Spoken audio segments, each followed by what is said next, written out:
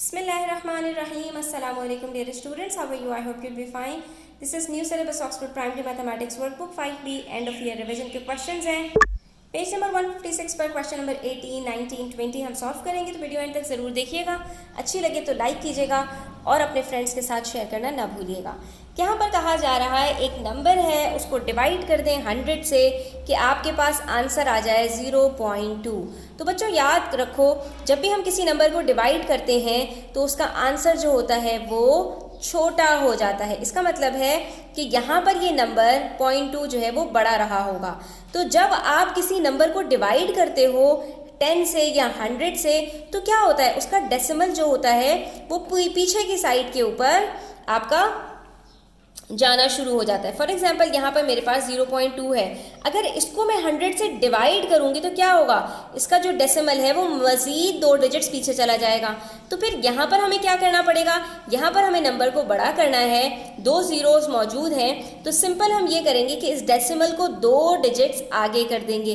जैसे ही हम इसको 2 डिजिट्स आगे करेंगे ये बन जाएगा हमारे पास 20. इसका मतलब है यहाँ पर हमारे पास जो नंबर आएगा दैट इज़ 20. ठीक है, जब 20 को हम 100 से डिवाइड करेंगे तो आंसर हमारे पास 0.2 आएगा. तो आपने ये चीज़ याद रखनी है दिमाग में कि जब भी किसी नंबर को डिवाइड किया जाता है वो छोटा हो जाता है. अब आपको पता है ना 20 बड़ा है और 0.2 छोटा है. इसका मतलब ये है कि हमें इसके डेसिमल को, यकीनी बात है कि आगे लेके जाना है जब हम इसको डिवाइड करेंगे. लेकिन जो आंसर है, अगर यहाँ पर मुझे दिया होता 20 डिवाइडेड बाय 100, अगर मुझे इस तरह से लिख कर दिया होता तो डेफिनेटली मैं क्या करती, इसके डेसिमल्स को पीछे की तरफ मूव करती. यानी अभी डेसिमल यहाँ है और ये पीछे चला जाता और बन जाता 0.2. ठीक है, तो इस चीज़ को आपने बहुत ज़्यादा ध्यान में रखना है. कोई बात समझ में ना आए करे बच्चों तो आप कमेंट सेक्शन में पूछ सकते हैं. यहाँ पर कहा जा रहा है एक्सप्रेस 55% एज अ फ्रैक्शन, यानी आपको परसेंटेज दी है और परसेंटेज को फ्रैक्शन में कन्वर्ट करना है. तो बहुत ही सिंपल है, परसेंटेज के निशान को हटाओ और नीचे 100 लगा दो, क्योंकि कहते ही अपॉन 100 को परसेंटेज है. और जैसे ही ये हो जाए तो अब इसको सिंपलेस्ट फॉर्म में लेकर आना है.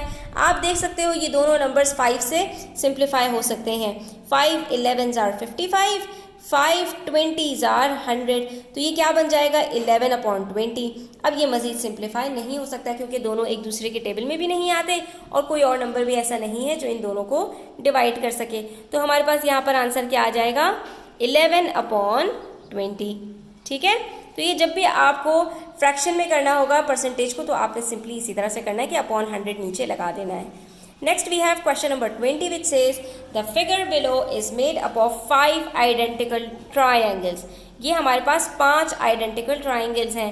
What percentage of the figure is shaded? तो यहाँ पर हमारे पास जो परसेंटेज है वो कितनी शेडेड है. जब ये आइडेंटिकल हैं तो बच्चों सबसे पहले हम एक काम करते हैं, इसको फ्रैक्शन में लिख लेते हैं. कितने पार्ट्स शेडेड हैं 2 आउट ऑफ 5. तो ये हमारे पास पार्ट शेडेड है. हमें परसेंटेज बताना है, यानी इस फ्रैक्शन को परसेंटेज के अंदर चेंज करना है. सिंपल हम क्या करेंगे, इसको मल्टीप्लाई कर देंगे 100% से. जब हम 100% से मल्टीप्लाई करेंगे इसको तो यहाँ पर हम देख सकते हैं कि ये इससे सिंप्लीफाई हो रहा है. 5 1s are 5, 5 20s are 100. तो ये हमारे पास बन गया 2 मल्टीप्लाई बाय 20%. ठीक है, अब 2 को 20 से मल्टीप्लाई करो तो आंसर आता है 40.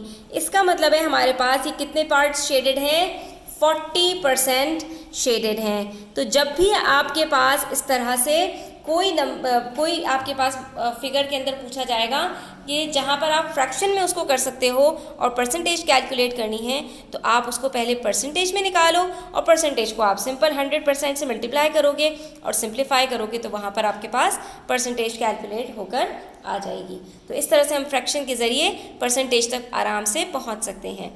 तो आज के लिए इतना ही. Thanks for watching the video till the end. Take care. अल्लाह हाफिज़. Please do subscribe to my channel.